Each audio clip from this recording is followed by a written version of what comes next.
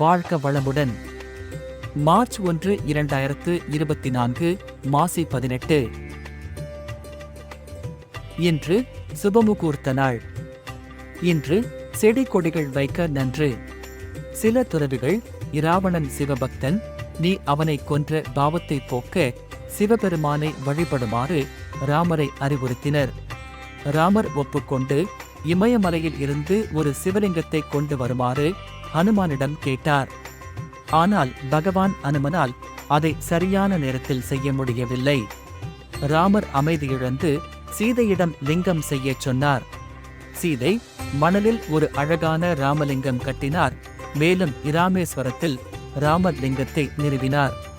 ஹனுமான் இமயமலையில் இருந்து ஜோதிர்லிங்கத்துடன் திரும்பிய போது ஏற்கனவே நிறுவப்பட்ட லிங்கத்தை கண்டு வருத்தமடைந்தார்.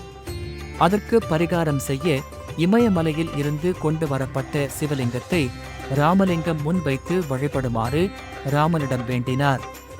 அதற்கு சம்மதித்த ராமர் அன்றிலிருந்து கோயிலில் உள்ள ராமலிங்கம் முன்பு இமயமலை ஜோதிர்லிங்கத்தை வழிபடுவது வழக்கம்.